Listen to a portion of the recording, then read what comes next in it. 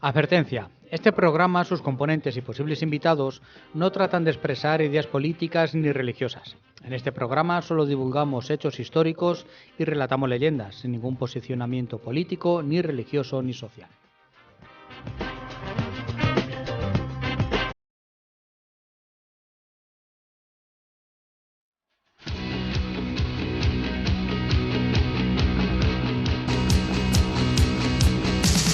Hace mucho tiempo que se acabó, pero es que hay cosas que nunca se olvidan, por mucho tiempo que pase. Todavía te veo obsesionado con el trap del otro día, tampoco era para tanto. Estoy que me sale pelo donde no tengo. Conmocionado. No te he logrado convencer todavía. Nada, tío. Ni poco, ni mucho, ni nada. La historia es muy bonita, pero... Depende de quién la cuente. No, el tema, El cómo, la cómo. cosa esa de la música, esa no me... No abre No la le mente, llena. no No, abre no, la no. mente este hombre, no abre la Nada, mente. nada. Soy poco elástico. Ay, don Juan, bienvenido a No Me Cuentes Historias. Igualmente. Posesiones. Esto tiene... Bueno, y también hay que dar la bienvenida a una invitada. A una invitada. A una invitada que tenemos de, hoy. De honor, si me dejáis presentarla. Sí. Gemma Espinel, licenciada en Derecho, apasionada de los Borbones, de todo lo que es en casas reales desde el siglo XVIII para adelante. Preguntar que lo controla muy bien. Se está poniendo roja. Hola, buenas tardes a todos los radioyentes. Estoy un poco afónica, perdón. Y bueno, pues para mí es un placer que me hayan invitado a este programa, estos monstruos que conocen muchísimo. Monstruos de feos, querrás Tanto, decir. tanto viaje de Roma no es bueno. Y bueno, simplemente vengo a contarles una historia de una infanta Isabel de Borbón y Borbón y bueno, me parece un personaje poco conocido y yo lo voy a hacer un poco más light, Te vamos un a hacer poco el preguntas Lola, el Lola de la época. Te lo has estudiado, ¿no? Te lo has estudiado. Te vamos Sí, a preguntar, un poco. tú verás. Bueno. O lo mismo no la dejamos hablar porque... Como se ponga a hablar. rojo y amarillo. Bueno, pues estamos en el programa número 46. 46, que se titula Tú dirás. Una infanta chata, unos ataúdes deslizantes y cómo era la escuela de antes. Pues el Resolí ha dado bien. ha llegado a su La puerta. rima sonante Ha llegado, ha quedado Y bien. todo esto viene, gracias a mi inteligencia, porque don Juan va a hablar hoy de ataúdes, ¿no? De ataúdes. Ataúdes que se mueven. Y que se Ataúdes mueven. de plomo, recubiertos de plomo. Y se mueven y no con un camión ni nada con nada. Ya veremos a ver. Solicos. Uy. Y Solicos. Los pelos de punta están poniendo. Yo, por mi parte, en nuestras historias de los encomienda, ya os lo anuncié la semana pasada, vamos a hacer un recorrido por cómo era la escuela en Santa Cruz de la Zarza desde aproximadamente mitades del siglo XVIII a, bueno, pues hasta, no nuestros días, pero por ahí hasta nuestra época contemporánea. ¿Por qué vicisitudes ha pasado nuestra querida ¿Cuántas escuela? cosas tenemos Y- en el pueblo de eso? Vicisitudes. No lo sé, pero alguna descubriremos, digo yo. La vi, sí, de toda la vida. De toda la vida. Y sobre todo de un proyecto que ya os dije, un proyecto en 1900 que habla de la posibilidad de hacer, en su día, convertir Al convento. el convento de Trinitarios, la iglesia del convento de Trinitarios, en aulas para la escuela, que era muy Qué necesario. interesante. Y bueno, Y ya hemos oído a Gemma, exactamente que nos va a hablar. lo que venía siendo mi sección, pues Gemma nos va a contar. Cuenta, que un poquito. Ya, ¿otra vez? No. Bueno, no, nada, simplemente la introducción, decir que nos va a hablar de Isabel de Borbón. Sí, la la, chata. verdad es que todo el mundo conocemos la chata, pero yo creo que en el fondo nos hemos quedado simplemente con el apodo y hemos dejado de ver un poco esta mujer que realmente fue pues un gran apoyo para su hermano Alfonso XII, una buena española y además pues una aficionada a todas las tradiciones populares que tenía Madrid. Una interesantísima mujer y más interesante personaje histórico. Personaje, sí. Pues, don Juan, sin más dilación, como dicen los de la unidad de vigilancia. ¿Qué has dicho, Joa o Es que Juan? has dicho Juan, he dicho Juan. Bueno, he entendido Pues está Juan, sí. Digo, no, si oigo. Don Juan, he dicho don Juan. Llevamos el parecido. mismo peinado, pero Sí. somos distintos. Bueno, espera. Pero muy parecido, si ver te si- ves la Don, jota. don Juan, es lo que he dicho antes. Juan, luego, Juan. luego lo grabamos. Que sin más dilatación, vamos a la perla negra, ¿vale? Pongámonos serio, que este es muy serio, el Bueno, tema pues, este. Sí, es verdad, venga.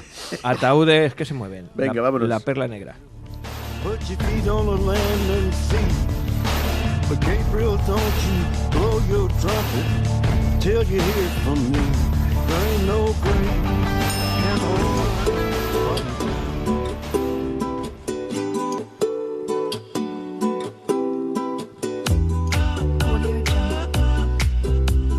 Buen tema, luego me dices a mí Y de la luego música. luego nos quejamos, me voy a callar. Coño, vamos No a me ver. tires de la lengua. Para- Que no para- lo que tires a mí. Para hablar de las vacaciones, porque es que, vamos, la Barbados es un punto turístico. Sí. Sí, sí. Ya. sí. Entonces estamos hablando de vacaciones. Vale. Pues no es esto, es un programa de historia. Pues, güey, tú Sí. déjame que yo hable. Bueno, que es que A- si a es de ver, vacaciones, mira, tengo ahí detrás de ti pone Mundos y Rumbus, los miércoles y los domingos a las 7. No. Ese es un Eso programa. pega más. Y Mira, serio y formal. tú déjame que te cuente, mira. Pues espera, pongo la música otra No, vez. no, no, déjala así. No, déjala no, así. la pongo otra vez. Ah, bueno, venga.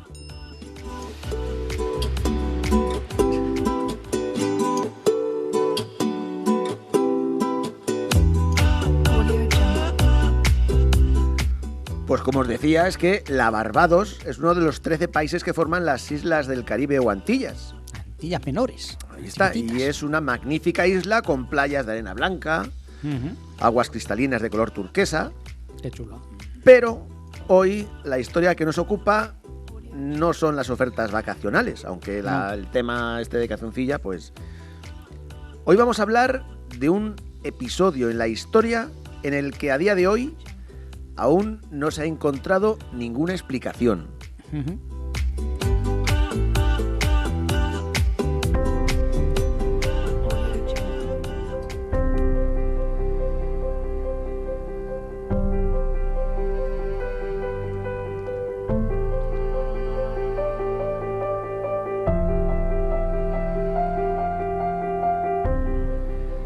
Para empezar nuestra perla negra nos trasladamos a esta isla a principios del siglo XIX. Barbados es una isla azucarera que en esta época estaba en manos de grupos de familias anglosajonas, muy queridísimas por nuestro amigo Joa,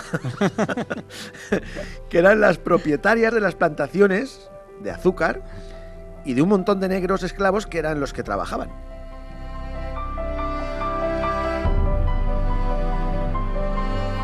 Bueno, pues una de estas familias propietarias eran los Chase, y no los Chase Junior, eran los Ah. Chase. Los senior. Los Chase. Y los Chase, pensando que allí descansarían por los siglos de los siglos, se construyeron cerca de la bahía de Austin, en el cementerio de Christchurch, un panteón familiar para que toda la familia, pues cuando le tocase, fuera enterrada en él. Y este panteón se hizo sólido, construido con grandes bloques de coral unidos con cemento.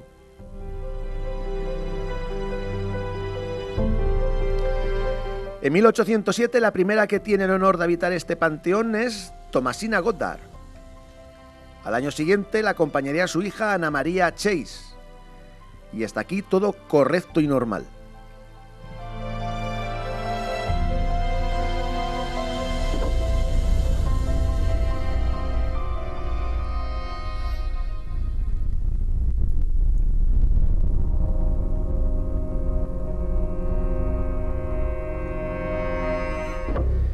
Pero el 6 de julio de 1812 se va a enterrar a otro miembro de la familia.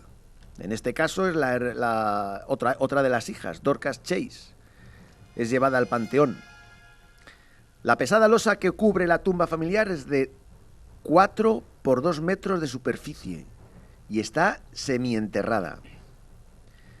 Se necesitaron varios hombres para poder retirarla, y cuando los sepulteros pasan al interior y encienden sus quinqués, se encuentran con una visión realmente aterradora.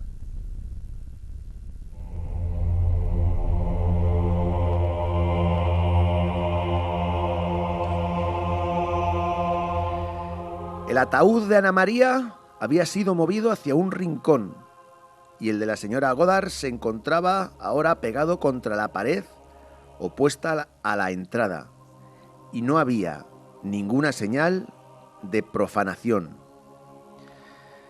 Nadie de los que allí estaban daban crédito a lo que estaban viendo. Hay que decir que, como os he dicho antes, los féretros estaban recubiertos de plomo. Y bueno, lo primero que se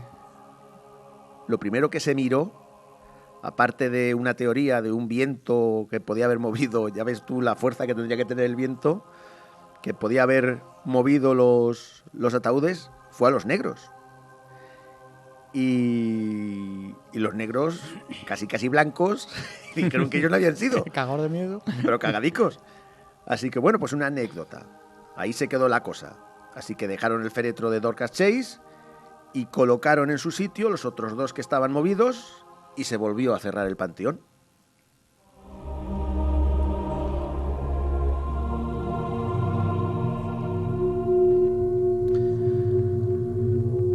Pero un mes más tarde, el 9 de agosto de 1812, el que muere es el padre, el patriarca, Thomas Chase, y es llevado al mismo panteón. En esta ocasión, cuando abren el panteón, estaba todo correcto. Pero el 25 de septiembre de 1816, cuando la losa fue de nuevo levantada para enterrar a un niño llamado Samuel Brewster Ames, los ataúdes volvieron a encontrarse desordenados y desplazados.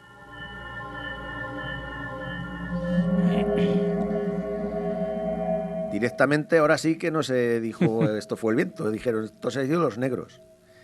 Y los negros pusieron pies en polvorosa, voceando y creyendo que habían sido los malos espíritus los que habían ocasionado tal fechoría.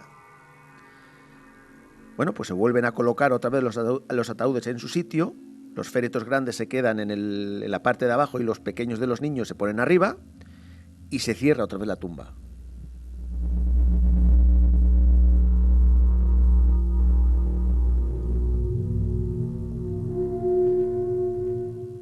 Y el 17 de noviembre se crea una gran expectación en Austin. Un difunto va a ser trasladado desde el cementerio de San Phillis al panteón familiar de los Chase. Y cuando la bóveda fue abierta, todos los féretros habían sido cambiados de lugar. El de la señora Goddard estaba roto y desplazado a la pared opuesta y todos los demás sarcófagos desperdigados en desorden por el suelo. Inútilmente se trató de descubrir algún indicio que explicara lo sucedido. Las paredes, cuando estuvieron observando las paredes, el suelo, el techo, y estos seguían estando en buen estado y no existía ningún recodo por el que alguien se podía meter. Así que pues lo dejaron pasar otra vez. Los ataúdes fueron reordenados y la pesada losa fue vuelta a su sitio.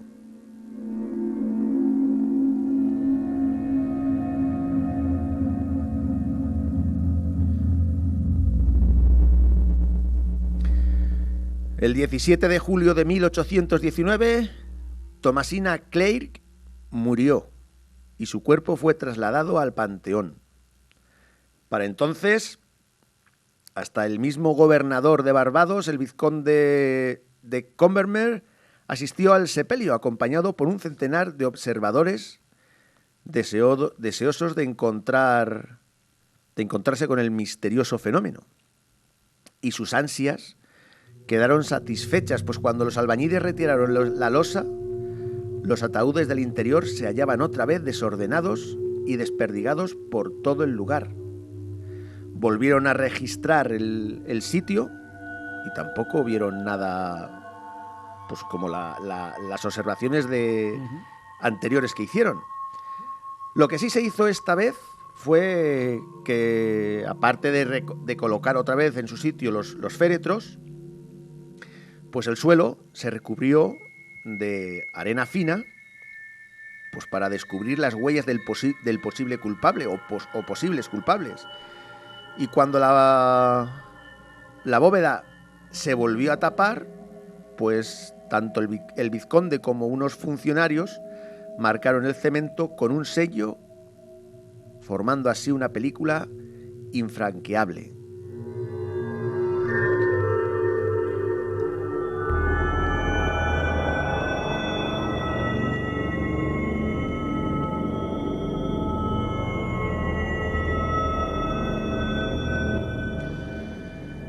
Y el 18 de abril de 1820, el Panteón vuelve a ser abierto.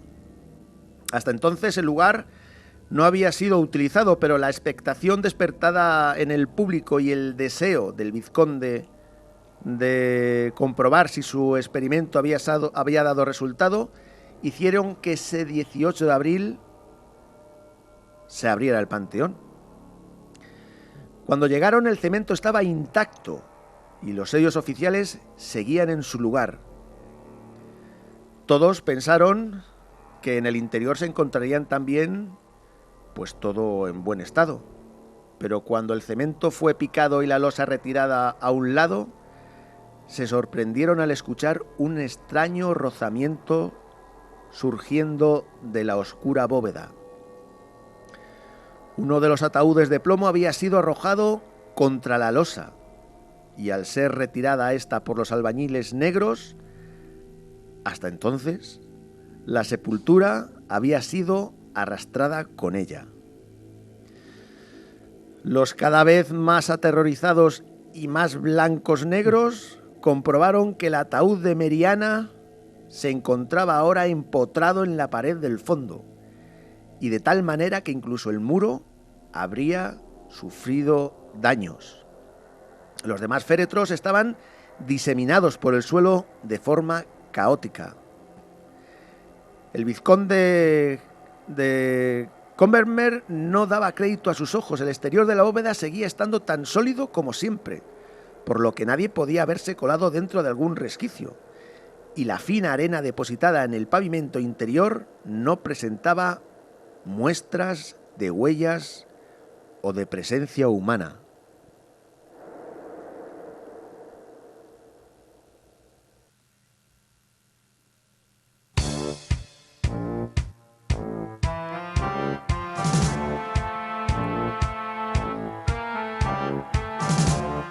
El honorable Nathan Lucas dijo de la inspección que hizo del lugar: examiné los muros, el arco y toda la bóveda. Todo era igualmente antiguo. Un albañil, en mi presencia, golpeó minuciosamente el suelo con un martillo y todo era sólido.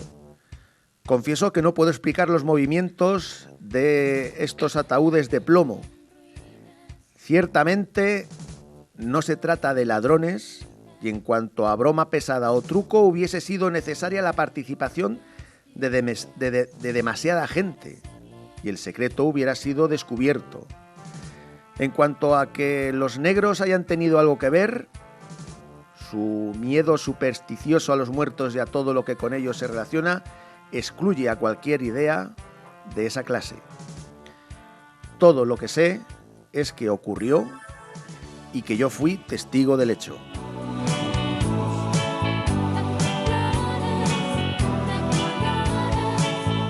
Desde aquel día los ataúdes no volvieron a dar motivos para el misterio, pues todos ellos fueron sacados de la bóveda y trasladados a otros lugares del cementerio.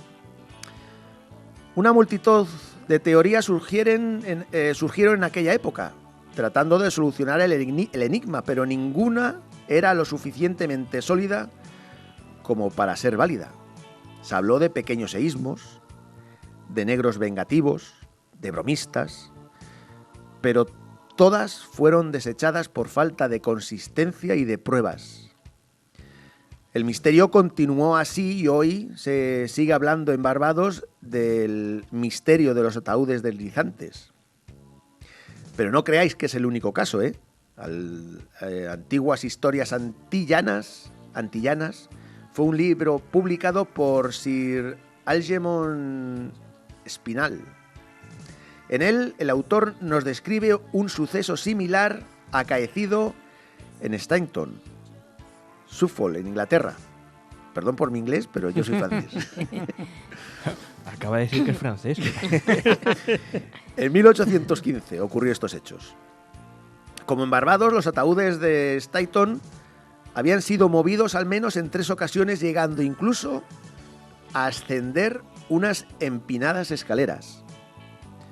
En 1867, el señor Pelley de Gretford, en las cercanías de Stamford, Colchis, en Inglaterra también, relataba un hecho similar sucedido en un panteón local y confirmado por varios testigos. Al igual que en los dos anteriores, los ataúdes fueron removidos repetidamente, quedando incluso alguno de ellos apoyados verticalmente en la pared. En 1844, en Arendsburg, en la isla báltica de Oelsel, ocurrió algo parecido en el panteón familiar de los Busowen. Estos hechos ocurrieron en el transcurso de una misa por los funerales de un familiar,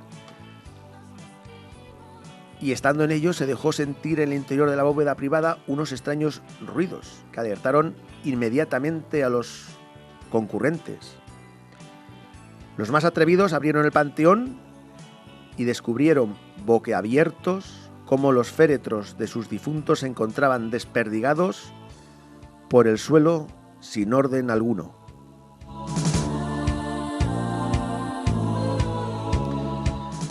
El misterio de los ataúdes deslizantes, un asunto para los hechos insólitos y patrimonio del acervo popular.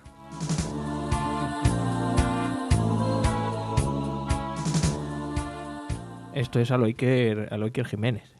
Totalmente, ¿eh? yo- Cuarto milenio. Se me ocurre que si morirían de atracón de judías o de por los gases. Sí, es que se pensó también, hubo una teoría de unos gases, que tal, que cual, pero ¿De qué metal estaban hechos? recubiertos de plomo. Recubiertos de plomo. Puede ser el... No Porque tengo con los, ni idea, a mí no con me los de preguntes. madera no pasaba. No, son recubiertos de plomo los de... Los de las Barbados. Los de las Barbados. Los Los otros no no especifican especificaba. el material Vamos, que estaban hechos. Que yo creo que lo del de descanso en paz no fue así. No. El responso no se lo tuvieron que dar. Al final, la canción de Mecano viene al pelo Sí. No es serio, Para- no es serio este cementerio. para este Claro, sí, programa. When I hear that trumpet sound, Bueno, y vamos a aprovechar este impasse para decir que estamos en Onda Plan Santa Cruz, 107.4 FM, y también que se nos escucha a través de ondaplanosantacruz.es. De verdad. Digitalmente. En Y bueno, pues que también nos podéis seguir, aparte de los domingos a las 4 y los miércoles a las 9, pues en redes sociales y en descargas. En un montón de redes que nos sociales, YouTube. en iVoox. Por cierto, el Mande. programa pasado no dijimos para nada el teléfono. Vosotros diréis. Ush, güey, eres tú el encargado. Ah, vale. Que yo no me lo sé, básicamente. Por eso no nos ha llamado echa la nadie. bulla, nos echa la bulla, Nos echa- pero... pero, No nos ha llamado nadie esta semana. Nada, sin llamar. cachis en 10. Bueno, pues. Bueno, pues di los teléfonos. Bueno, espera ya que. Bueno, ahora sí, ahora ya que he cambiado de pantalla y ya veo el teléfono, pero es que si no, ni acordarme. El nuestro, el WhatsApp, el Sí. que nosotros utilizamos, es el 679-984636. Los de aquí de la oficina de la emisora es el 925 143 019 o el 618 762 924. Estos son los teléfonos de la emisora. Y luego todas nuestras redes sociales, lo que es el muro de Facebook, no Que me lo cuentes mismo llaman a la historias. emisora y le sale por ahí alguien que no... Alguien, exactamente. Los de On Time o los de Mundos y Rumbos. Cualquier o los de otro La Copla. programa, O exactamente. cualquier borrada por ahí. No lo sé, Depende, no ¿no? te puedo decir. Pues esto, nuestras redes sociales, en Facebook, el muro No Me Cuentes Historias, donde tenéis un iconito del WhatsApp, que si os queréis poner en contacto porque no hayáis pillado bien el número, pues pincháis ahí y directamente escribiendo nos salta nuestro número de WhatsApp. Nuestra cuenta de Twitter, @nomecuentesonda, nuestra cuenta de Spotify, No Me Cuentes Historias, y el canal de YouTube, No Me Cuentes Historias. Y luego es por donde más se nos escucha son las descargas desde el iVoox en la cuenta No Me Cuentes Historias, que ahí tienes todos los programas colgaditos, los 45 programas anteriores y Más este las dentro recopilaciones, más recopilaciones, exactamente, programas especiales, y este que lo subiremos pues en cuanto acabemos al ratito. Aquí, en cuanto me dé la vida un poquito, esto ya está subido para que lo podáis escuchar cuando os dé la gana Directamente. en iVoox. Bueno, pues vamos, si os parece, con historias de la encomienda.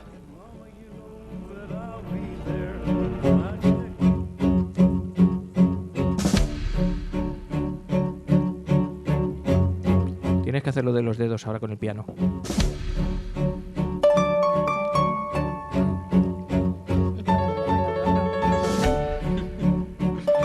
Bill Mertens, que no me canso de decirlo.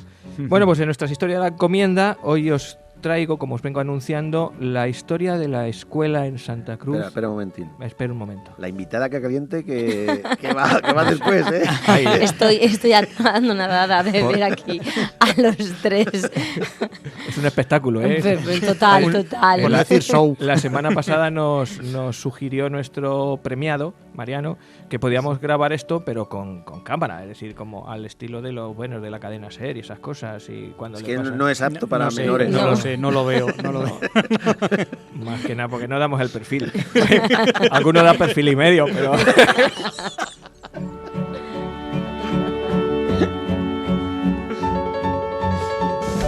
Bueno, recapitulemos, retomemos el camino, la senda de lo correcto. Y os quería hablar hoy de cómo era la escuela desde lo que he podido encontrar de antiguo hasta nuestros días en Santa Cruz de la Zarza.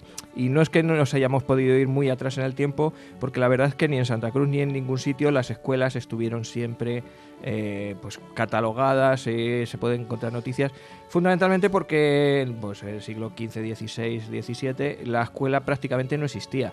Se Escuela reducía pública como tal. exactamente, se reducía pues a conventos, a sitios muy concretos donde se podía llegar uno a estudiar. Instituciones religiosas Exactamente. y entiendo que profesores particulares. Sí, las primeras letras casi gente nunca se adquirían noble. en sitios, en escuelas públicas.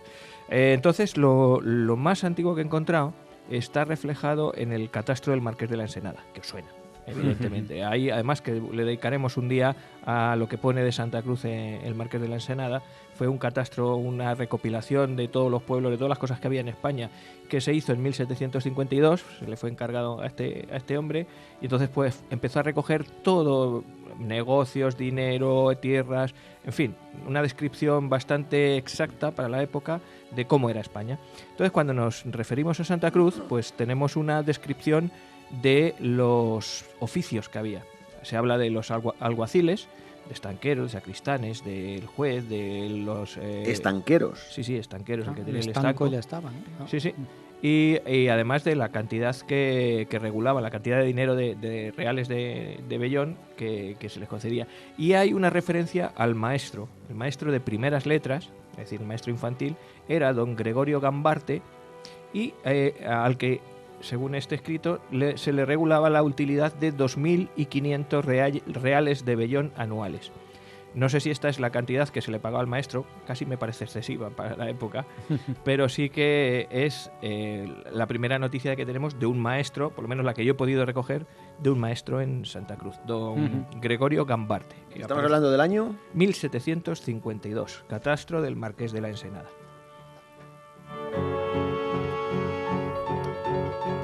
Bueno, pues rebuscando también me he encontrado, pues fijaros, con un libro de 1824, vamos a dar un saltito, que se llamaba Nueva arte de enseñar a leer a los niños de las escuelas. En una segunda edición, esto estaba escrito por un tal Vicente Naharro, que era maestro real y del Colegio de la Corte, pues hizo una especie de método escritura de lectura.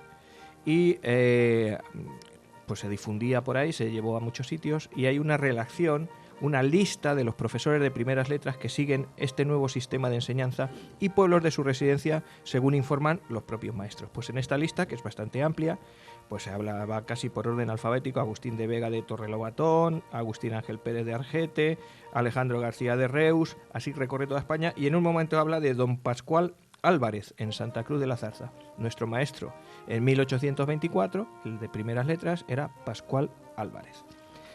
Esto era, digamos, son documentos oficiosos que nos dan información oficiosa. Pero, un poquito después, en 1843, sí que hay un boletín oficial de instrucción pública. ¿Qué es esto? Pues es un libro donde se recogen el estado de las edificaciones escolares. Además es un tocho bastante gordo, porque donde aparece Santa Cruz es el tomo 5, es bastante amplio, y donde se recogen, entre otras cosas, el estado de las instalaciones en la provincia de Toledo, y se habla pues de Ocaña de Oreja, de Ontigola, de Villamuelas, de todos los pueblos de esta comarca. Entre otras muchas cosas se habla en ese libro. Y de Santa Cruz hay una descripción bastante gráfica de cómo estaba la situación.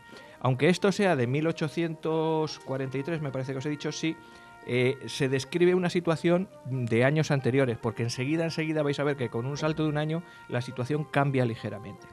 Dice este libro que en Santa Cruz de la Zarza, que es el segundo pueblo del partido de Ocaña, en número de almas y el primero en riqueza pública, es el más descuidado en la educación de la juventud.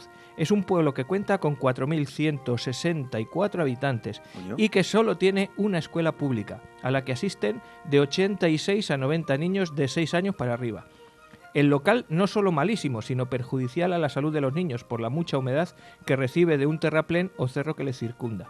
Siendo lo más extraño que aquel ayuntamiento mire esto con mucha indiferencia, habiendo en esta villa hermosos y grandes edificios y especialmente el exconvento de Trinitarios, que se puede utilizar para tal.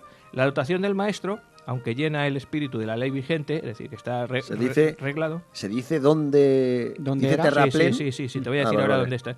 Es, sin embargo, mezquina para una población de esta clase. Carece enteramente de maestra pública y privada, por lo que la educación de las niñas está en el más completo abandono. Bueno, pues ¿qué ocurría entonces? Las dos aulas que había de niños solamente anteriores a 1843, creo que ya en 1843, cuando esto se publica, ya no era tan así, estaban en los bajos del ayuntamiento, lo que es ahora el Bar Brillante y los anexos de al lado. O sea, eso era un terraplén. Lo que había detrás, que todavía no estaban construidas lo que es ahora la escuela infantil, el centro de atención a la infancia, eso era un terraplén. Y la poca luz que entraba a esas aulas venía de un corral que tenía el ayuntamiento de la parte de detrás. Es decir, eso por ahí venía toda la humedad. Es decir, eran los bajos del ayuntamiento, que ahora los hemos conocido como el sótano, como calabozos, como todo eso.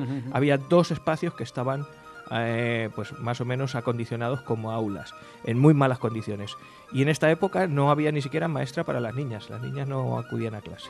Entonces la situación era bastante patética, bastante además mala, por lo que dicen que es el pueblo más rico, porque teníamos, también hablaré otro día de los provechos que le sacábamos al monte de encinas que teníamos al sur, que estaba muy bien aprovechado. Y sin embargo, pues en la escuela estábamos... No se invertía. Y ya se habla aquí de eso, de que fíjate si el convento se podía haber aprovechado para hacer escuelas. Porque entonces todavía no estaba tan mal como está ahora, está en ruina total ahora, pero entonces todavía conservaba incluso los 2 pisos que tuvo en su día. Bueno, pues simplemente con un saltito de un año, en 1844, la Gaceta de Madrid, el antiguo boletín oficial del Estado, recoge una cosa curiosísima. Y es que los días 20 y 22 del mes de abril, el inspector, o la junta inspectora en este caso, se desplaza a Santa Cruz para pasar un examen a los chiquillos. Entonces, aquí ya, como vais a ver, se habla de 2 escuelas de niños, pero también se habla de una escuela de niñas. Entonces, ha empezado una. Por eso digo que me extraña mucho que del 43 al 44 haya cambiado tanto la cosa. Entonces me da que pensar que lo que hemos leído antes del año 1843 era situación de algunos años muy anteriores. Anterior, no muy anterior, pero de algunos años anteriores. Se ha corregido un poquito, aunque el lugar donde se está dando clases es el mismo. Es el mismo. Más o menos viene a decir esto que la Junta Inspectora de Educación Primaria, esto es lo que está recogido en la Gaceta, acompañada del Estado eclesiástico, como no, y crecido en número de sujetos particulares, se constituyen en la primera escuela de niños a cargo del profesor don Luciano Palacios. Ese es nuestro profesor en esa época, maestro de dicho establecimiento e individuo de la Academia Matritense, en fin, don Pedro Mejía y Raboso, que es el alcalde, es el que primero entra y da pues allí una especie de discursillo, y entonces se procede al examen de los chiquillos. Y se les examina en varias cosas. Primero... Pero espera. Sí. Has dicho que ya hay escuela de niñas. Sí, pero ahora te lo diré. Vale. En principio hay 2 escuelas de niños. La primera, y de lo que les examinan.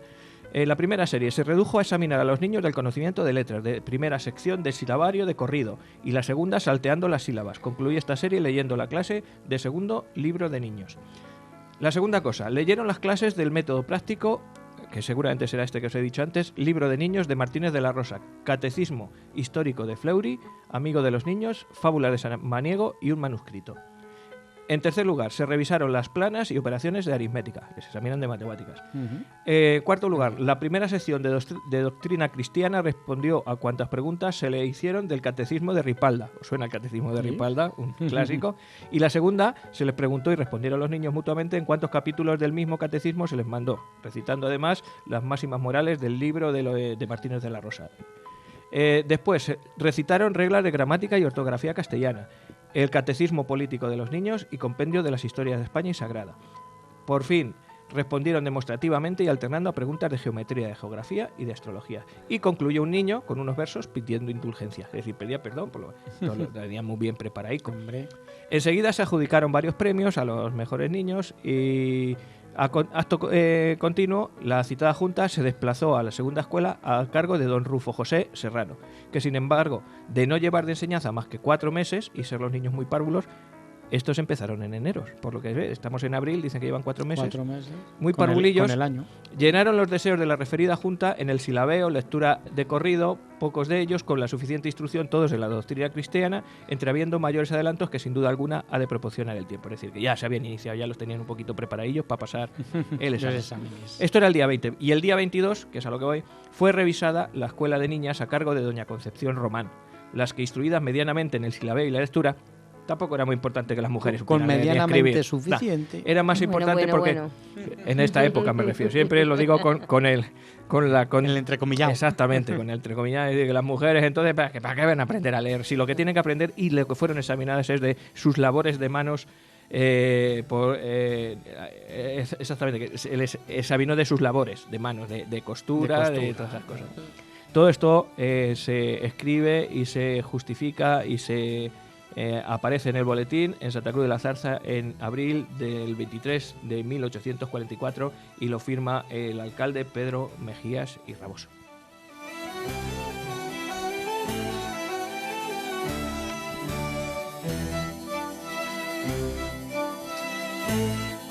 Bueno, pues así seguíamos. Lo que no dice aquí es el estado de las clases, aunque me imagino que era las esas, porque luego en 1847, un poquito después de esta época, ya me voy a ir a Santa Cruz vista por Madoz también. Pues, Madoz da una visión también de toda España en su libro y habla de que en Santa Cruz hay 2 escuelas de niños y de niñas con 110 y 44 alumnos respectivamente. Hemos pasado de los 90 que había aproximadamente solo niños en el 43, ahora en el 47 ya hay 110 niños y 44 niñas, o sea que se va correspondiendo. Vamos avanzando. Sí, porque el número de gente también ha subido un poquito el número de gente de Santa Cruz. Hay 946 vecinos y 3.371 almas, que sumados vienen a ser unas 100 y pico personas más que en 1943.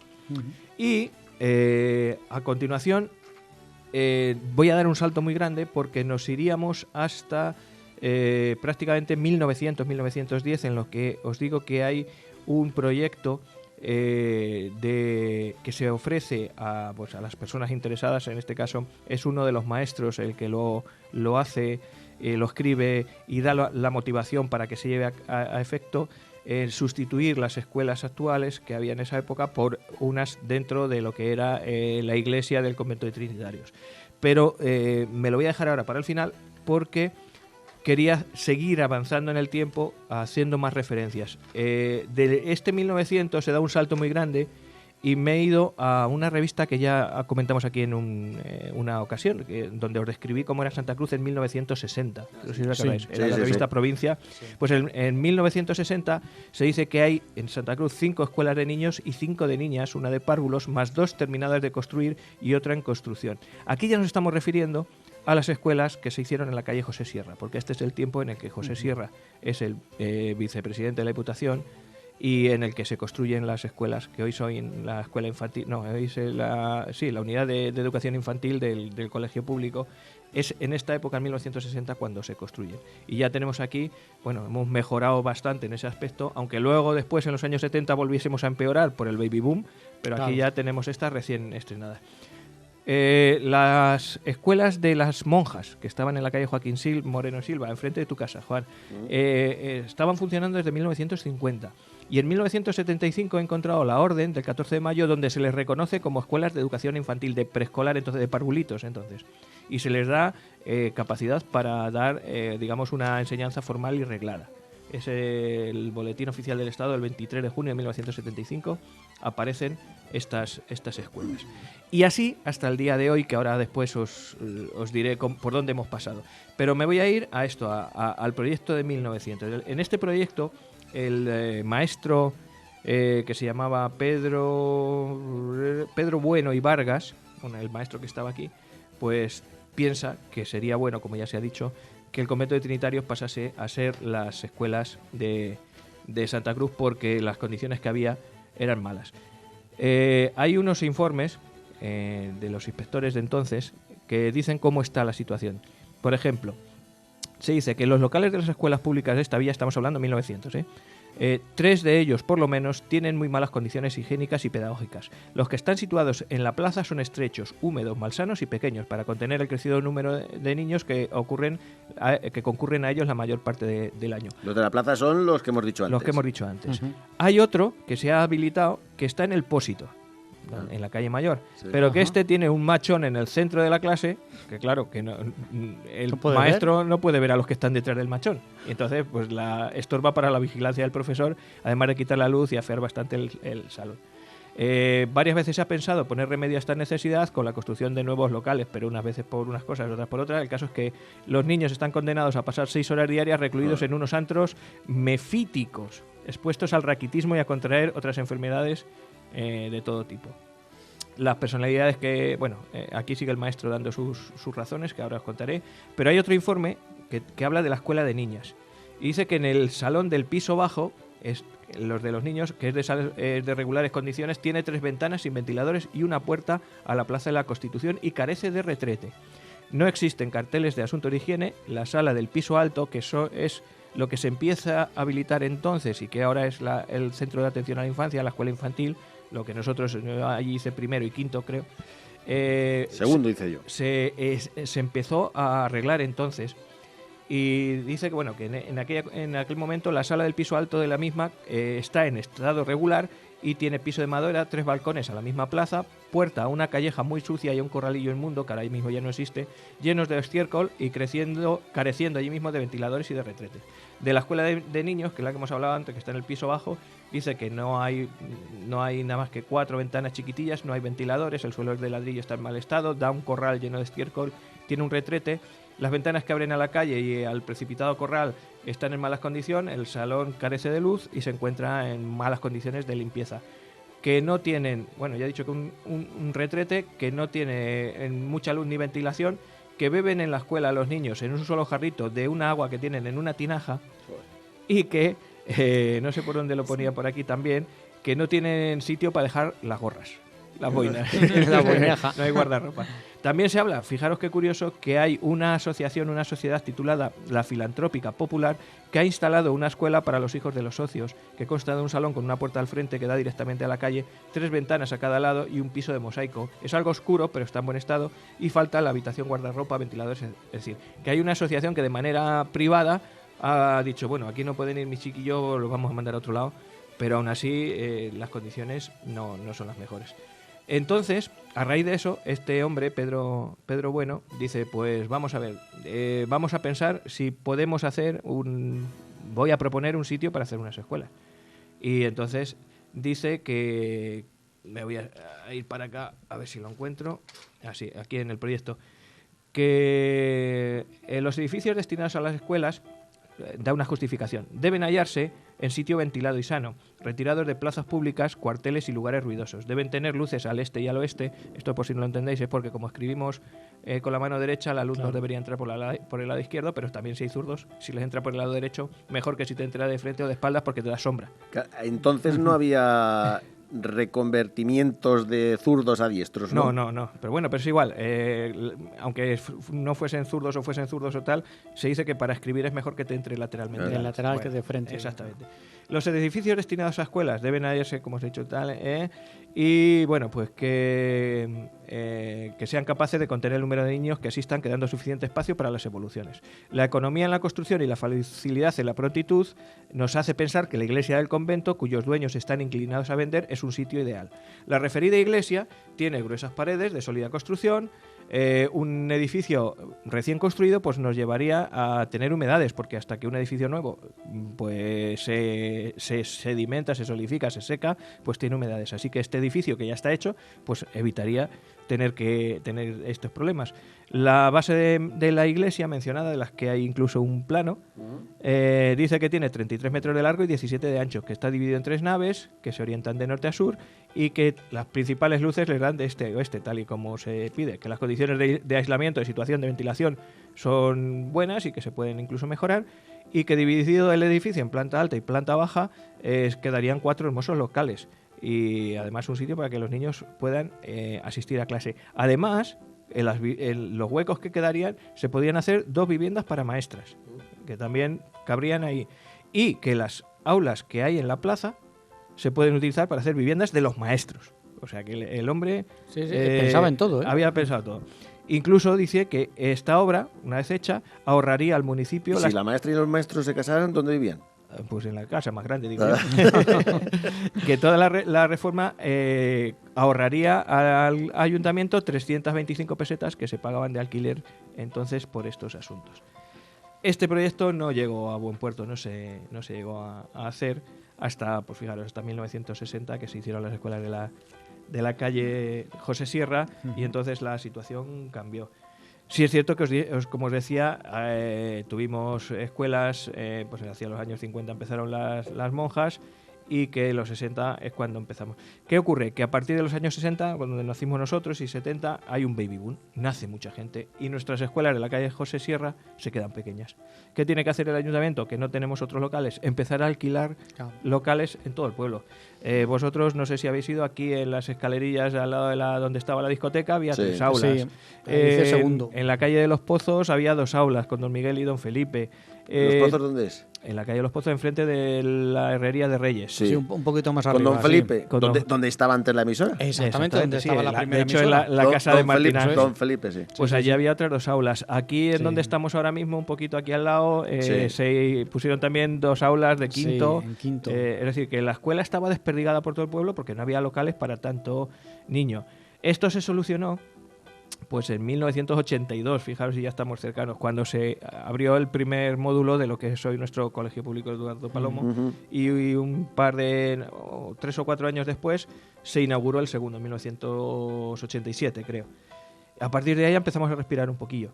Luego ya pues, se empezó a diferenciar, se incluyó la sección de IES, donde están los de secundaria hasta cuarto, y bueno, pues ahora estamos más desahogados, aunque aún así todavía tenemos los de educación infantil separados completamente del resto de niños, cuando no es lo lógico ni lo aconsejable, porque simplemente si una maestra o un maestro se te pone malo o no acude ese día a clase, alguien se tiene que desplazar cruzando el pueblo para ir a hacer una sustitución con los inconvenientes que eso lleva y demás y demás. Sí que es cierto que no estamos tan mal como entonces, pero que hemos evolucionado y que aún así deberíamos evolucionar más. También tengo en un artículo que hay una colaboración en el programa de fiestas, una colaboración además que es de la Concejalía de Cultura de hace unos años, no sé exactamente ahora mismo de qué año es, una relación de maestros de GB que han prestado sus servicios en el colegio público. Y me estoy refiriendo ya a partir de 1960 y tantos. Algunos son muy queridos en el pueblo. Para nuestros padres, por ejemplo, yo aquí reconozco una de las maestras que dio clase a mi madre ya tiene 70 y muchos, y vamos a terminar con los que nos dieron clase a nosotros. Por ejemplo, don Pedro Rivera Recio, habéis oído seguramente algún padre hablar de don Pedro. Ay, sí, es verdad. Don Luis Rodríguez Palacios, este es mucho más nuestro porque es don Luis. Don Luis. Don Luis Marianito, don Luis. Sí. Don Víctor Aro Torres, también. Don Félix Avia, por supuesto, Sí. cómo no. Don Ángel de la Asa, también fue un maestro muy conocido y muy querido en Santa Cruz. Y ya doña María Ruiz Pérez y doña María Teresa Dema, que también nos dieron a mí, por lo menos de pequeñito, me dieron Doña clase. María, a mí. Doña María. Y doña María Teresa a mí. Como os digo, las escuelas de las monjas a partir de 1960. Don Saúl, doña Dolores Aranda Escribano, doña Lola, ya.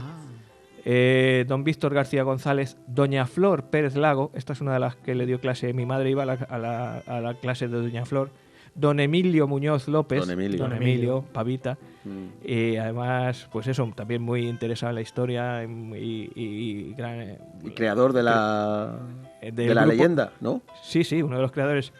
de la leyenda de la Casa de las Dos Puertas, y además que tenía un grupo que participó en Operación Rescate. No sé si os acordáis del famoso programa de televisión Operación Rescate, De ayer. que se recogían, y deben tener sus herederos muchas cosas recogidas del campo de Santa Cruz antiguas. Doña Juana, por ejemplo, Doña Juana Sánchez Enamor, que también estuvo en primero, Doña segundo. Juana, que es la loca. Así la llamaban, Así sí, la sí, llamaban. sí, sí. Y ya en una última época de esta generación, don José Jesús Ballesteros y doña Rosina García, ¿no? Claro, Doña sí. Rosina, Y ahora ya quiero yo recordar pues a don Gregorio, A don Gregorio. Pedro Luis, Don Anselmo, Cándido, don don Felipe, Cándido, don Miguel, don don Felipe, Felipe, doña Isabel, todos los que han sido nuestros don maestros. Enrique, Don Enrique. Don sí, sí. Enrique, pues todos estos maestros se merecen hoy, por lo menos de mi parte, y yo creo que de la vuestra, este Claro que sí. pequeñito homenaje a lo que ha sido la evolución de la escuela en Santa Cruz y ¿La aplaudimos? y la impronta que les han dejado. Pues venga, pues Vale, aplaudid, venga. Bueno, pues homenaje para los maestros y maestras y la gente que ha estado involucrada en la vida escolar y en la vida académica en Santa Cruz de la Zarza. Esta era Muy- nuestra historia muy de la bonito. encomienda de hoy. Muy entrañable, sí. Sí, sí, sí.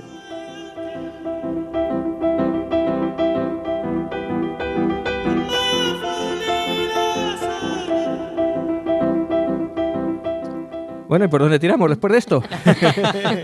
La tenemos nerviosa, la tenemos nerviosa. Está ahí. Está ahí calentando. Ahí estoy. ¿Prefieres que te pongo el himno de los tercios o prefieres otra música? No, por Dios, por mí otra cosa. Espera, Nota un tonillo Dejo que tu me- elección. que me habrá parecido a mí. Espera, a ver, voy a cargar aquí una cancioncilla, a ver si... ¿dónde la tengo? Aquí. A ver, por ejemplo esta. No sé si te gustará o no. A mí me gusta.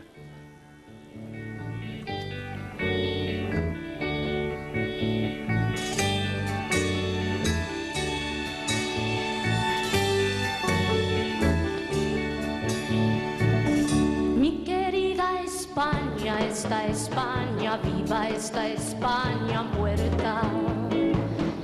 Bueno, vale como Vale, cabecera. sí, vale, como estupendamente. cabecera. Mi timo pulpo. Sí. Era de lo Muy que más a mano tenía por aquí. Tampoco, no Antes, me pide mucho. antes de empezar, ¿cómo lleváis la relación? Esto es como estar... Yo vi A distancia. a distancia, corriendo el aire. Sí, sí. Bueno, pues Gemma, Bueno. invitada, nos va a contar hoy la historia... Cuéntanos. De la infanta Isabel de Borbón y Borbón, más conocida por todos como la Chata. A ver, es una princesa que nace el 20 de diciembre de 1851. Nació Isabel de Borbón y Borbón, como así se llamaba, como primogénita de la reina Isabel II y su marido y consorte Francisco de Asís. Bueno, padre, digamos, de papeles, porque su verdadero padre parece ser otro muy distinto. No se sabe a ciencia cierta, pero que se cree que fue José Ruiz de Arana y Saavedra, duque de Baena, que fue amante de la reina durante 6 años y concretamente durante ese periodo que nació la infanta, pues parece que coinciden las fechas. Pero vamos, que esto fue decir pinto, pinto, golgorito, tú, Gente. te ha tocado. La verdad es que Isabel II fue muy liberal en su vida y entonces pues no era extraño que tuviera amantes. Hay que buscar padres. Sí, a de este. hecho- Sí, que sí, a- porque el padre oficial, pues bueno. Era un hombre que llevaba muchas puntillas, según dicen. La pequeña la pusieron incluso un mote, la Araneja, en honor evidentemente de ese padre que decían que era. Entonces, bueno, Isabel nace como heredera del trono de España, porque era la primogénita y no había hijo varón. Fue la primera infanta que llevó el título de princesa de Asturias desde su nacimiento, ya que Isabel II había aprobado un decreto el año anterior, según el cual el sucesor inmediato a la corona recibiría este título, fuera hombre o mujer. Como nació Isabel, pues fue la primera mujer que fue princesa de Asturias por derecho propio. Como era costumbre en la familia real, cuando nacía un niño era presentado en la iglesia de la Virgen de Atocha. Entonces todo estaba previsto para que el 2 de febrero de 1852 hicieran la presentación de la Virgen de la princesa Isabel. Lo que pasa que tuvo que ser pospuesto, pues apareció por ahí un cura trastornado llamado Martín Merino, que atacó a la reina con un cuchillo y se lo clavó en un costado. No pasó gran cosa, pues el cuchillo realmente no traspasó los bordados del manto. Trastornado, habría que preguntar a ver qué intenciones tenía. Bueno. A lo mejor tenía sus razones el hombre. Bueno, Estaba mosqueado. con la reina... Se la han vaciado verdad las que razones, sí. no es muy normal ir a pegarle una puñalada. Sí, sí, y gracias a las ballenas del corsé que no sobrepasaron, pues nada, fueron unos días de estar en reposo y no llegó a más. El pobre sí que a los 5 días después fue ejecutado y a pesar de que la reina intentó por todos los medios de que no fuera fusilado, pero había que dar un descarmiento porque había atacado pues a la figura de la reina. Para que veamos que los reyes mandaban, pero hasta cierto punto. A ella en esta época no fue Sí. capaz de darle un indulto. No, realmente los desescarmientos siempre suponen pues que para que si hay ganas de otra persona, pues que se lo piensen más detenidamente antes de realizarlo. Entonces, bueno, pues daba aquí igual que fuera cura, que Sí, que pa'lante. nada, Da igual, fue da para igual. adelante. La reina, pues una vez que se recuperó, pues bueno, pues tuvieron que volver otra vez a celebrar la interrumpida procesión esta que se tenía que hacer. En honor a la Virgen por lo que había pasado y que había sobrevivido y que no había pasado nada, le regaló el manto, las joyas, todo lo que llevaba en aquel momento la reina. Y Escucha, más que a la Virgen, el corsé. esperemos que llevara algo más encima de valor, porque si no la pobre ya vamos. Y en agradecimiento al pueblo de Madrid que se había volcado mucho en su recuperación, pues le mandó construir el Hospital de la Princesa en honor a su hija. Es decir, que el Hotel de la Princesa de Madrid, que todo el mundo conocemos, está levantado en honor de la princesa La Chata, de Isabel de Borbón, que a lo mejor mucha gente es un dato que desconoce. No lo sabía, ¿no? Todo el mundo conoce el Hospital de la Princesa, pero no saben realmente que es en honor a la princesa Isabel. ¿Y la chata por qué? La Chata, Imagínate. No, es que puede ser irónicamente. Pues, porque no, es que nació con la naricilla muy chata, entonces el pueblo español, sobre todo madrileño, la apodó como La Chata por su naricilla pequeña que tenía. Además era una niña bastante agraciada, con lo que hace ver que no tendría que ser de Francisco de Asís. Entonces, bueno, pues fue una niña que cayó muy bien en todo, digamos, en España y en el pueblo madrileño desde el momento en que nació. Isabel II, que se había visto Espera, que estamos viendo desprovista- imágenes. ¿Esa es la chata? Esa Sí, es la pero chata. ya en sus años ya, más mayores, ya, pero estaba Coño, muy bien. Ponme alguna Bonita. jovencita. Ya, vamos a ver. Tiene una con Aquí un está con vestido su madre. azul, muy Esta es bonita. De niña a niña. Hay uno con un vestido azul precioso, Aquel de un allí. cuadro, Ese. Yeah. que era cuando me imagino Aquella de Esta, allí. sí. estaba en sus años Sí. mozos. Ujú, esta es, sí. Y luego estas imágenes os las pondremos en YouTube. Ese. Ujú. Sí. Es lo que subiremos a YouTube para que lo vayáis viendo. Pues, a ver, sigo. Isabel II se vio desprovista del amor y el cariño de sus padres, primero por la muerte de su padre Fernando VII y por el matrimonio de su madre, María Cristina, con Fernando Muñoz, que posteriormente le darían el título de Duque de Riansares. Esta mujer, al final, la reina regente María Cristina, se vio obligada a abandonar España y se estableció con su nueva familia. En cambio, pues se quedó sus dos hijas aquí, tanto Isabel II como su hermana Luisa Fernanda. Y bueno, pues muy desprovistas del amor, De cariño. de cariño. Entonces no quería que pasara lo mismo con sus hijos. Y fue siempre una madre bastante solícita con ellos. El padre oficial, Francisco de Asís, pues no fue un hombre cariñoso, pero sí que se volcó en la educación de la pequeña, sabía el rango y la posición que tenía, y entonces la concertó un círculo de personalidades que la enseñaran y la ocuparan de educarla como su rango tenían. En aquella época, además de saber de protocolo, que como tal tenía que saber, tenía que, pues lo típico de aquella época de una mujer, saber escribir, leer, algo de matemáticas, nociones de geografía e historia, idiomas, religión, y se hizo mucho hincapié No, lo típico de una mujer. en aquella época de su de De nivel, su altura, claro. evidentemente por el rango que tenía. Si no nacían más niños, ella iba a ser la futura reina de España. Entonces entendía que esto era una educación esmerada y preparada para el cargo que iba a ostentar. y además de pintar y algo de música.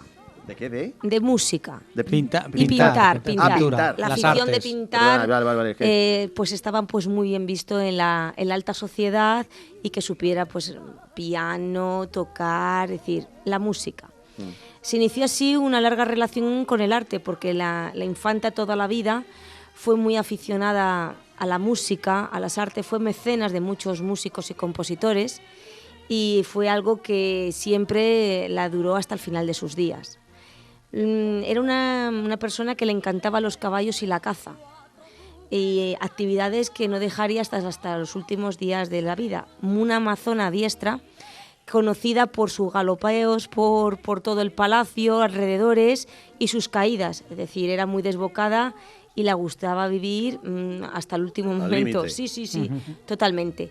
Y muy aficionada a los toros. No había corrida de toros que no fueran, y conocía personalmente a los toreros. Era una afición muy, muy grande que tenía.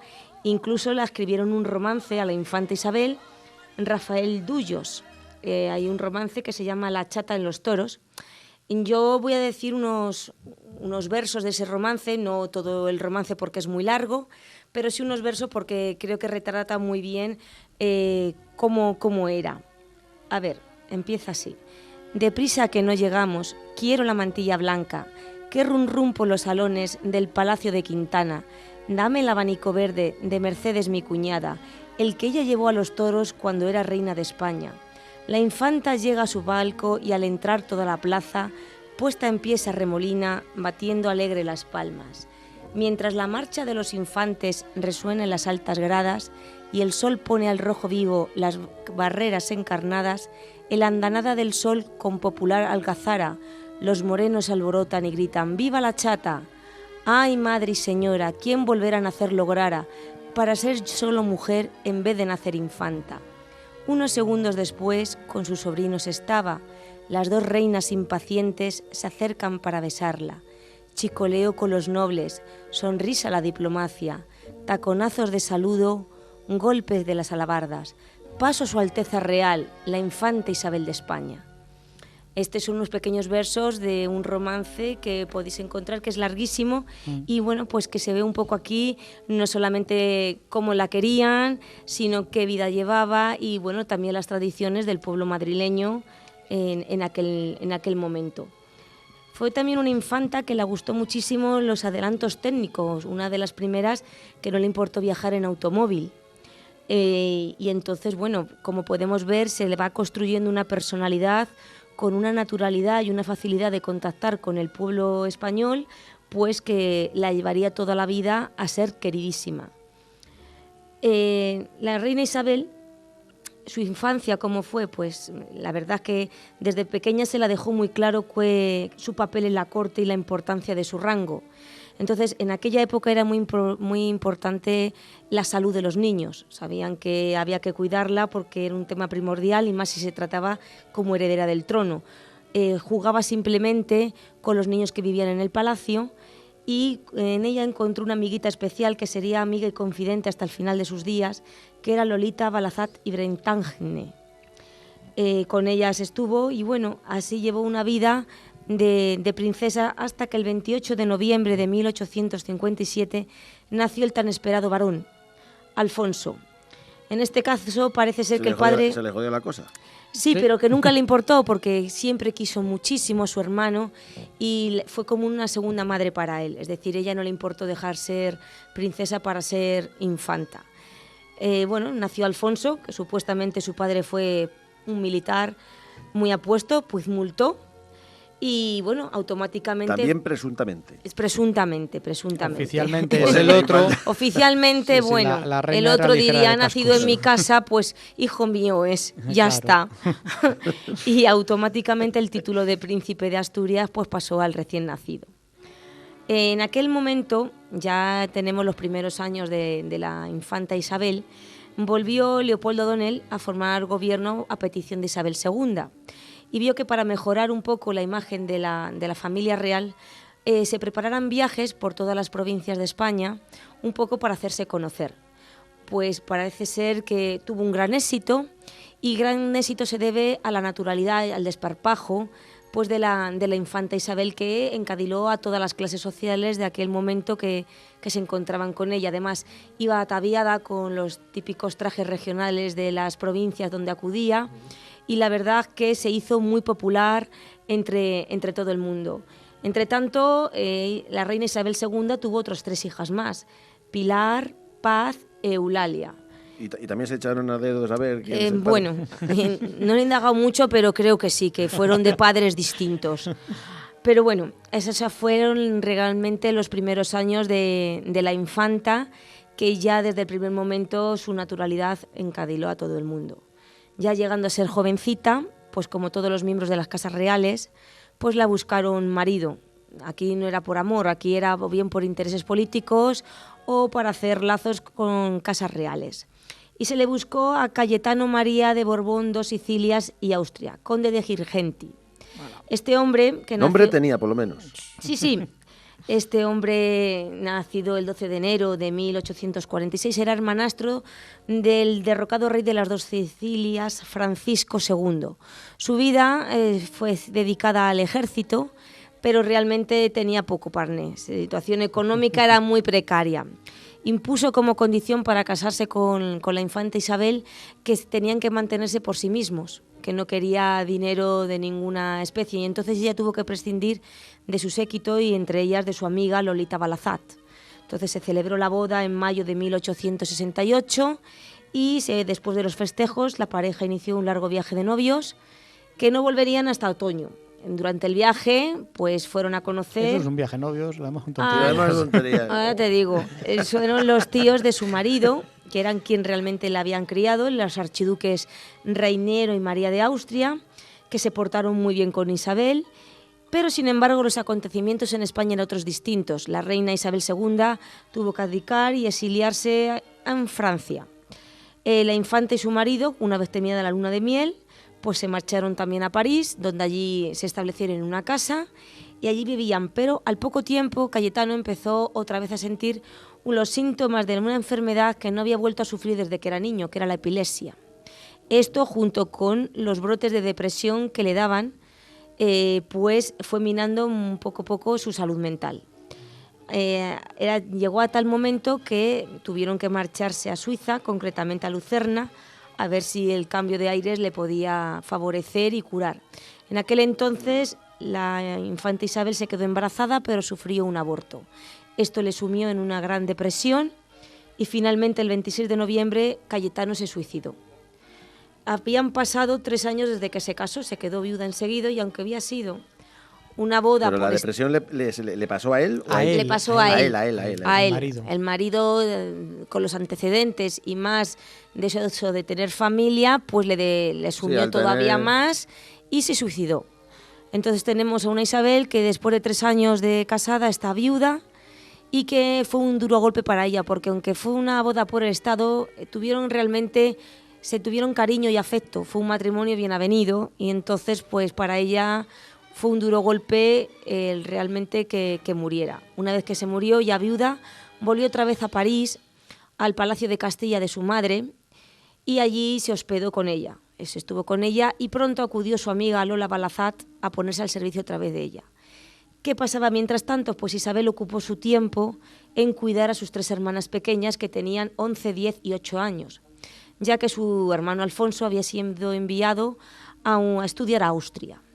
¿Qué pasaba por aquel entonces en España? Pues en España había un nuevo rey, que era Amadeo de Saboya, pero la situación en España no había cambiado, seguía siendo ni había mejorado. Con lo cual este hombre en 1873 tuvo que abdicar y comenzó una gran labor por parte de don Antonio Cánovas del Castillo para que volviera otra vez la monarquía borbónica otra vez y apareciera con un nuevo rey que fuera Alfonso XII, el hijo de la reina Isabel II.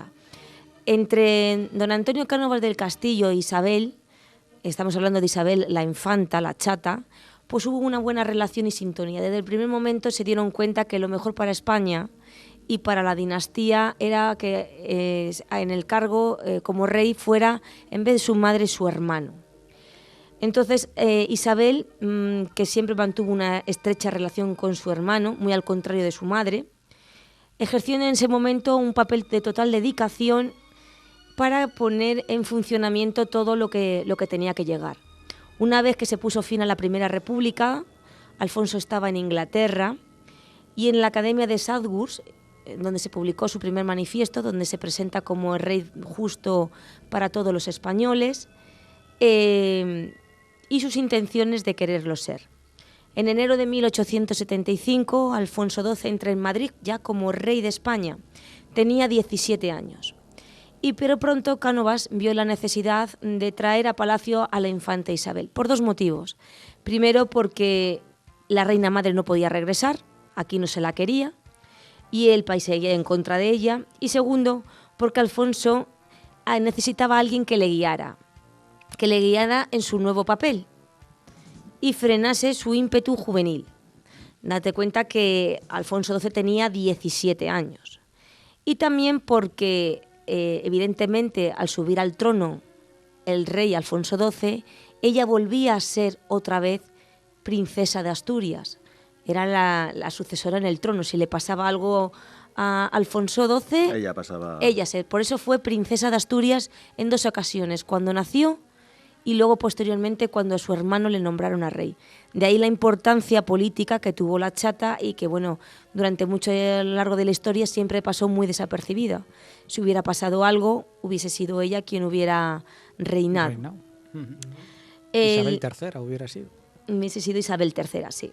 La reina Isabel II se quedó en Francia muy enfadada con su hija porque creo que fue alta traición lo que la había hecho, y ella la daba igual. Ella siempre era el apoyo y estaba educada siempre para pedir como que el respeto había que ganárselo de los españoles.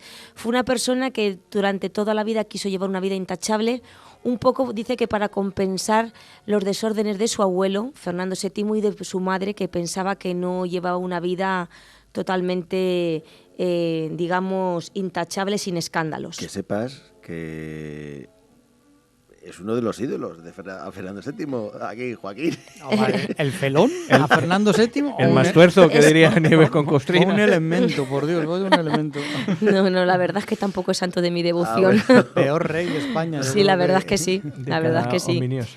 Entonces, bueno, como les sigo diciendo, Isabel se trajo poco a poco a sus hermanas a Madrid porque consideró que la vida que llevaba su madre también en París no era la más adecuada para educar a 3 princesas de su rango. Entonces cogió mucho la educación de ellas y dicen que fue muy férrea y que siempre en constante vigilancia, recordándolas siempre el papel que jugaban en este país. Es decir, la vida tenía que ponerse, dice que la familia real tenía que ayudar en proyectos sociales, económicos, culturales y siempre a favor del pueblo, ganarse su respeto y siempre trabajar por ellos. Fue siempre el lema de la infanta Isabel y así se lo inculcó a sus hermanas. Por eso se las trajo siempre a Madrid, mientras que su hermano estaba aquí todavía soltero, por decirlo de alguna forma. Su hermana fue siempre un apoyo constante en todas las decisiones que tomó. Ella se dedicó realmente a actividades benéficas, creó fundaciones, es conocida la que creó en 1875, la de Junta de Señoras de la Beneficencia, que ya era presidenta, y dedicó gran parte de su tiempo a estas actividades. Fue una de las princesas que acudió a un manicomio. No todo el mundo acude a hacer unas visitas a un manicomio. Pues todo ese tipo de acciones es lo que se fue ganando poquito a poco al pueblo. ¿Qué pasa en aquel momento? Bueno, pues que Alfonso XII ya está aquí en España, ya es rey, vamos a buscar la esposa, y él dice que no, que ya tiene elegida una, que es su prima María de las Mercedes. Evidentemente, la oposición de su madre es cérrima. ¿Qué dice el pueblo español? Pues si ha dicho la madre que no, nosotros decimos que sí. Tenía la bendición de todo el pueblo español y justo además de los madrileños. Además tienen coplas de el rey se casa por amor como se casan los pobres. Hay un chotis por ahí muy famoso que también habla de ello. Entonces, bueno, la Isabel, su hermana y la infanta, siempre la apoyó desde el primer momento. Pero siempre hemos visto la película que... Sí. Pero fue así, ¿verdad? Sí, fue verdaderamente verdad. Sí. La quería y realmente eran primos hermanos y se casó realmente con ella por amor. Por amor. Fue realmente un cuento de hadas y como cualquier cuento de hadas fue trágico. Murió a los pocos meses de su matrimonio con apenas 18 años. Son famosas las películas, como tú dices, los romances a María de las Mercedes, ¿Dónde vas triste de ti?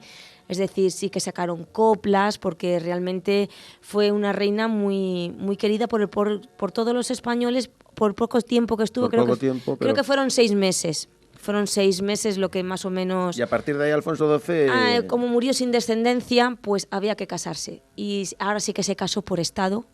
Y la eligieron como una candidata a María Cristina de Habsburgo-Lorena. Esta vez sí que se dicen que se casó por estado porque dicen que cuando fue a conocerla, con su mano derecha, lo primero que dijo es, está la suegra mejor que la hija. Con lo cual, aquí se ve bien que... Está cañón. No, es que una de las... O sea, recordáis que la semana pasada os ofrecí frases militares. Lo de está cañón viene por ahí. Por ahí, sí. Qué bueno. Ahí sí que se casó realmente por estado, por dar un heredero al trono. Las infidelidades del rey fueron constantes cuando se casó con María Cristina, pero siempre el apoyo de la chata, de su hermana, tanto a él como con su cuñada, porque sabía que no lo tenía fácil con los españoles, fue constante. Es decir, la ayudó muchísimo para integrarse y que pudiera pues ser querida o por lo menos tolerada por todos los españoles. Pero bueno, no sé si llegó a ser porque fue conocida como Doña Virtudes, con lo cual creo que no llegó a calar. Con retintín, eso hay que decirle con retintín. Doña Virtudes. Todos los motes. Sí. Es lo que tiene. Es que somos así los españoles. Bueno, fue tía por parte de su hermano, de 2 niñas. Tuvo 2 sobrinas, María de las Mercedes, que nació en 1880, y María Teresa en 1882. Y ya cuando su hermano murió, Alfonso XII, pues su mujer estaba embarazada y el 7 de mayo de 1886 nació su sobrino, que se llamaría luego Alfonso XIII, que fue rey desde el mismo momento de nacer. Para la chata fue un duro golpe la muerte de su hermano, pero sí que es cierto que volcó todo su amor y todo su interés en su sobrino, al que malcrió, e intentó por todos los medios que siguiera la rectitud igual de su padre. Durante los años de la vida de Alfonso XII, pues siempre se mantuvo en un segundo plano, es decir, pero ella seguía con sus mismas aficiones. Iba a las corridas de toros, bailaba en las fiestas, se mezclaba con el pueblo en las procesiones, subía montañas.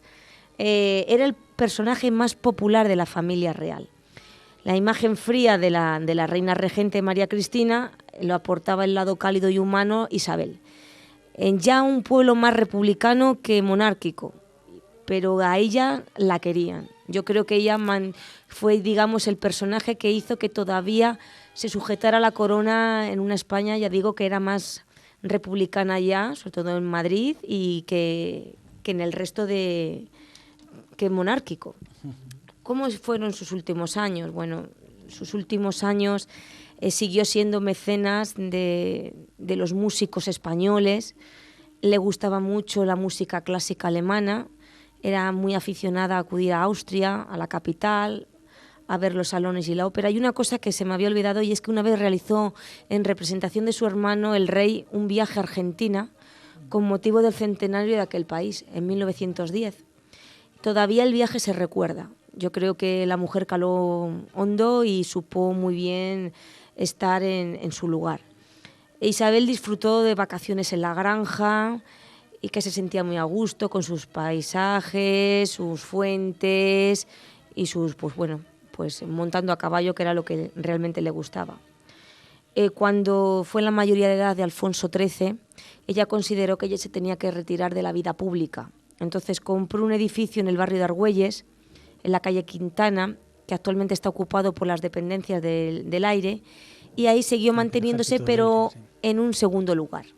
Ahí ya yo creo que se dedicó un poco más, se retiró de la vida pública, dejando paso a las nuevas generaciones de la familia real.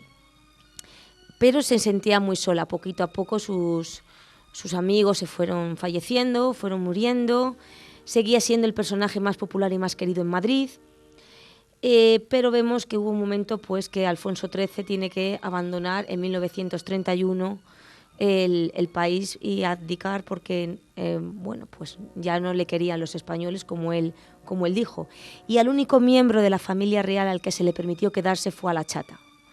Ella evidentemente quiso acompañar a la familia en este trance, pero O sea, la chata se quedó. no se quedó, se fue con ellos. Se fue con ellos. Pero Era la única que era la decían que se única quedara. que la dejaban quedarse. Es decir, Ajá. toda la familia real tenía que abandonar España, pero a ella el pueblo español, independientemente de que fuera republicano, la quería. Entonces, es la única que la permitían quedarse aquí en España. Ella no se marchó con su familia, pero ya estaba muy enferma, de hecho hasta que murió 5 días después, Buah. en París, el 23 de abril a los 79 años. Es decir, que realmente fue por exilio por segunda vez, pero realmente poco la duró. Su cuerpo no llegaría a España hasta 1991. El 24 de mayo sus restos fueron trasladados a la granja de San Ildefonso y fueron depositados en el Panteón Real. Como vemos, su carisma encandiló a todos los españoles al convertirse en un personaje el más querido y popular en Madrid. Y había una vía comercial que une Plaza España con Moncloa, que es la calle Princesa, que es en honor a ella y que sigue manteniéndose. Es decir, que la calle Princesa es en honor pues a la chata. Entonces, bueno, pues simplemente decir que hay muchas cosas que... En el Monopoly es una de las calles que más vale. Pues sí, está siempre muy bien Muy valorada, cotizada, ¿no? sí, sí, Muy sí, valorada. muy bien Entonces, cotizada. pues bueno, esta es la historia de esta infanta, que sí que es cierto que ha pasado muy de largo por la historia. Evidentemente, su hermano Alfonso XII es el que tiene pues más peso, más poder, pero nunca hay que olvidar que fue princesa de Asturias en 2 ocasiones, que hizo mucho por España, que la quisieron muchísimo los madrileños y que bueno, que tenemos una calle que está en su nombre, calle Princesa, y el Hospital de la Princesa, que yo creo Es que muy por poca ella. gente sabe que es en su honor. Yo me he enterado ahora. Yo me he enterado ahora, sí. Sí, ya somos 3. Me voy a enterar ahora. Así que pues nada, ese es un poquillo acercarles un poco el lado humano y un poco pues de esta infanta que tenemos. Lo que Muy dices bien. tú. Un poco el Ola. Interesantísima mujer. ¿La aplaudimos? Claro que sí. Bravo. Bueno, Hoy estaba- bueno.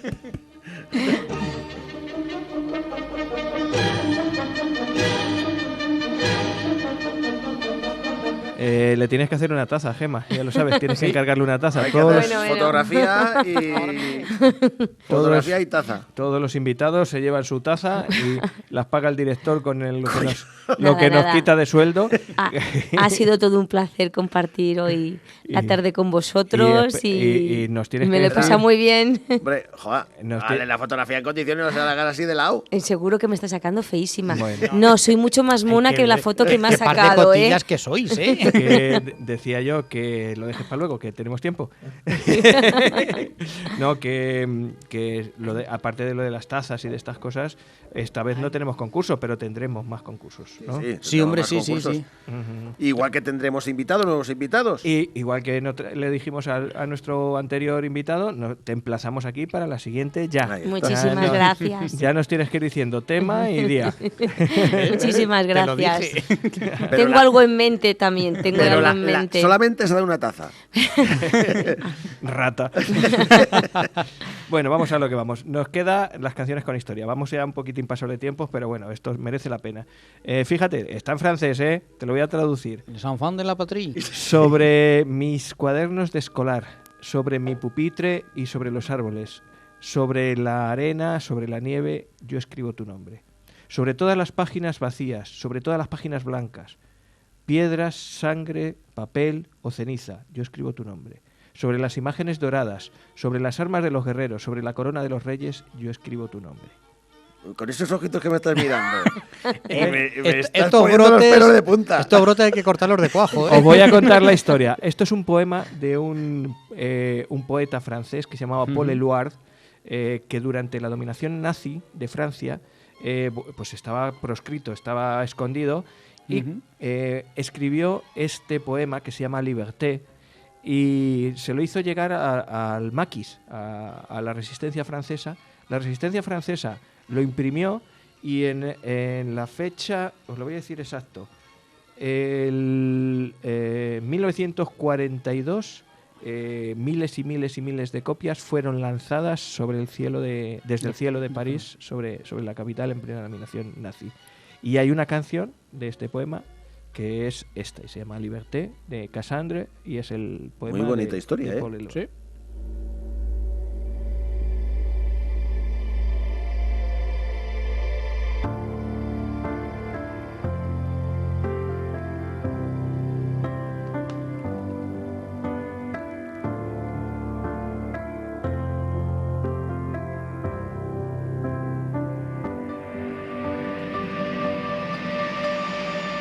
Sur mes cahiers d'écolier, sur mon pupitre et les arbres, sur le sable, sur la neige, j'écris ton nom sur toutes les pages lues, sur toutes les pages blanches, pierre sans papier ou cendre.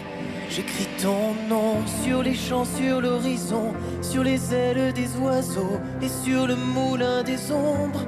J'écris ton nom sur chaque bouffée d'aurore, sur la mer, sur les bateaux, sur la montagne des menthes. J'écris ton nom. Es un poema... Escucha, es que tú te pones ahora mismo en... Claro, ahora no captas a lo mejor el mensaje ni lo que pueda decir ni nada de eso, pero tú te pones en situación de la gente esta. Hay que ponerse en el momento. Sí. Y recibes un panfleto de estos. Mira, se me pone la piel de gallina. Tiene más historia esto. Lo escribió por recomendación de un íntimo amigo, un tal, no sé si lo conocéis, Pablo Picasso. Pablete. Después de vivir... He cenado con él alguna vez. Después de vivir lo que ocurrió en Guernica, le recomendó que escribiese algo y escribió esto. Y se lo hizo llegar a los maquis, a la resistencia, a través de su mujer.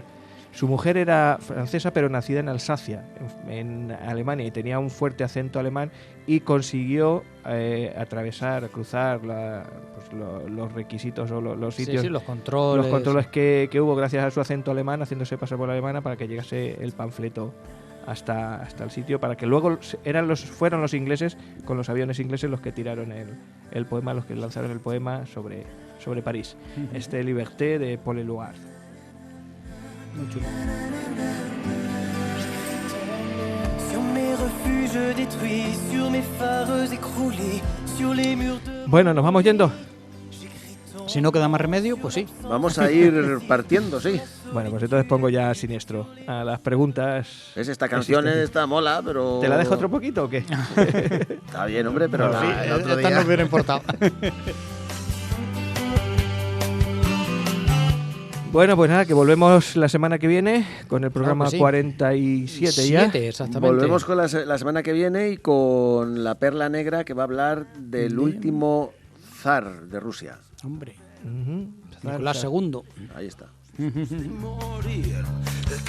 Bueno, yo os tengo pendientes, como la semana pasada os gustaron los temas que dejamos, los voy a recuperar. Os recuerdo, estuvimos hablando de muertes curiosas de famosos, pero dejamos pendiente frases de la vida cotidiana que tienen que ver con el ejército, a la porra.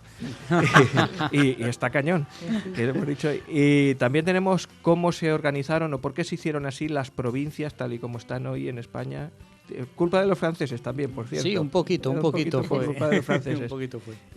Y añadiremos otro, si queréis, recupero, que no tuvimos mucho tiempo y no lo elegimos nunca, el de las muertes de los reyes.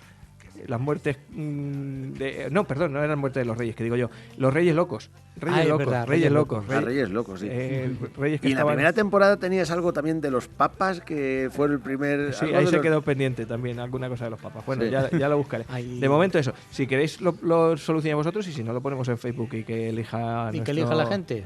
Pues como queráis, si Como, queréis a mí me da lo igual. cojo y lo pongo mañana en Facebook, vamos, Bueno. sin problema.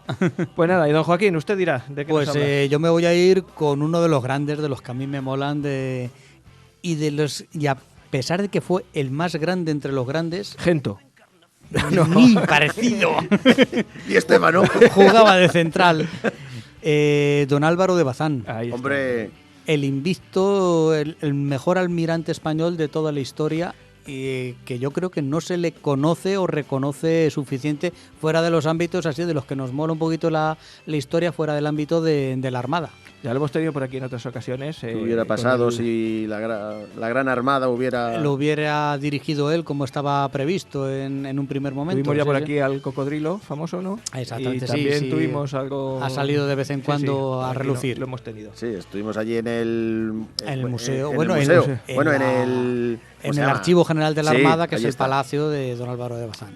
Bueno, pues se presenta un programa interesante entonces para la semana que viene. Pues os esperamos. Os emplazamos. Os espero, don Juan, don Joaquín. Rafael, Juan doña Carlos, Gema, Joaquín, doña muchas Gema, gracias. Muchísimas Joaquín. gracias a ti Bueno, por es haber verdad, venido. nos hemos olvidado Es de verdad, ella. totalmente. Ya no sabemos nada de Muchi. ella. Muchas gracias por haber Nada, venido. nada. El placer ha sido mío. Y por el estar regalo, aquí. por el regalo que nos ha traído un regalo también Ah, sí. de Roma. Sí. Sí, sí, sí. Muchas gracias. El director y el magíster. Y el Magíster. Pues lo dicho, os esperamos aquí en No Me Cuentes Historias, Onda Plana Santa Cruz. La próxima semana Más. Más y mejor. Quiero